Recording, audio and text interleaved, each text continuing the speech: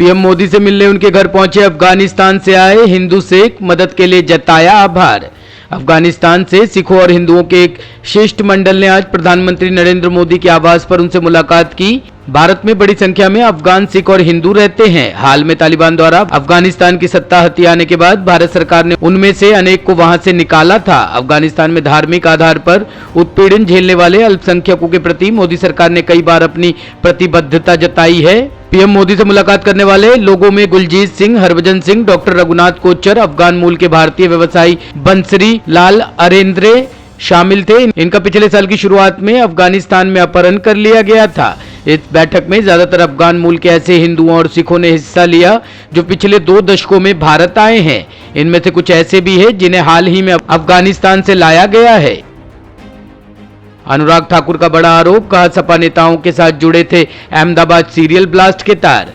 केंद्रीय मंत्री अनुराग ठाकुर ने समाजवादी पार्टी पर निशाना साधा। उन्होंने कहा कि अहमदाबाद सीरियल बम ब्लास्ट में कोर्ट के फैसले का हम स्वागत करते हैं। कोर्ट ने अपने फैसले में 49 लोगों को दोषी ठहराया है, जिसमें 38 को मौत की सजा सुनाई गई है, वहीं 11 लोगों को उम्र कैद मिली है। अहमदाबाद सीरियल बम ब्लास्ट के 49 दोषियों में एक मोहम्मद सैफ सपा नेता शादाब अहमद का बेटा है, लेकिन अखिलेश उन पर चुप है। केंद्रीय मंत्री ने इस दौरान शादाब अहमद और अखिलेश यादव की फोटो भी दिखाई। तस्वीरों में दोनों साथ नजर आ रहे हैं। उन्होंने कहा कि क्या अखिलेश ने उन्हें बिरयानी पर बुलाया था। बम विस्फोट के तार सीधे उत्तर प्रदेश में समाजवादी पार्टी के नेताओं के साथ जुड़े थे। कोर्ट का फैसला आने के बाद भी समाजवादी पार्टी के नेता चुप है। ये चुप्पी एक बार फिर आतंकियों के संरक्षण की तरफ उंगली उठाती है। लोगों की जानें गई, घायल हुए, लेकिन कनेक्शन तार सीधे जुड़े थे उत्तर प्रदेश में समाजवादी पार्टी के नेताओं के साथ, समाजवादी पार्टी के साथ। और इसलिए शायद पिछले कुछ दिनों में कोर्ट की जजमेंट आने के बाद भी समाजवादी पार्टी के नेता चुप हैं। ये चुप्पी एक बार फिर आतंकियों के संरक्षण की ओर उंगली उठाती है, समाजवादी पार्टी की ओर। 2008 के सीरियल ब्लास्ट में 56 लोगों की मृत्यु हुई, सैकड़ों घायल हुए। न्यायालय की हाल ही में आई जजमेंट का हम स्वागत करते हैं, भारतीय जनता पार्टी स्वागत करती है, जिसमें 49 लोगों के खिलाफ सजा सुनाई गई। 38 आतंकियों को फांसी की सजा, 11 को ताउम्र जेल में रहने के लिए सजा सुनाई गई। ये तब हो पाया जब गुजरात के मुख्यमंत्री नरेंद्र मोदी जी थे। सीएम केजरीवाल की दिल्ली के स्कूलों को 12,430 नई कक्षाओं की सौगात। बोले जो हमसे मदद मांगेगा उसकी करेंगे सहायता। मुख्यमंत्री अरविंद केजरीवाल ने आज दिल्ली के स्कूलों को 12,430 नई कक्षाओं की सौगात दी। इस मौके पर दिल्ली के मुख्यमंत्री ने कहा कि दिल्ली में वाकई शिक्षा क्रांति हो रही है। देश के कई शानदार प्राइवेट स्कूलों में ऐसी सुविधा नहीं है जैसे दिल्ली के सरकारी स्कूलों में सुविधाएं हैं। सीएम ने कहा कि इस साल 3,70,000 बच्चों ने निजी स्कूल से नाम कटाकर सरकारी स्कूल में एडमिशन लिया है। इससे बड़ा सर्टिफिकेट क्या होगा। मात्र 3 साल में 12,430 क्लास बनकर तैयार हो गई है। यह भी अपने आप में इतिहास है। मैं सभी दिल्ली वासियों और बच्चों को बधाई देता हूं। दिल्ली में वाकई शिक्षा क्रांति हो रही है। इतने शानदार स्कूल बन रहे हैं, इतने शानदार क्लासरूम बन रहे हैं, इतना शानदार इंफ्रास्ट्रक्चर। देश के कई प्राइवेट स्कूलों में इतना शानदार व्यवस्था नहीं है जितनी आज दिल्ली के सरकारी स्कूलों में है। इतने अच्छे नतीजे आने लगे हैं, शानदार नतीजे आने लगे हैं। किसी ने सोचा नहीं था कि एक वक्त ऐसा आएगा जब सरकारी स्कूलों के नतीजे प्राइवेट से ज़्यादा बेहतर आने लगेंगे।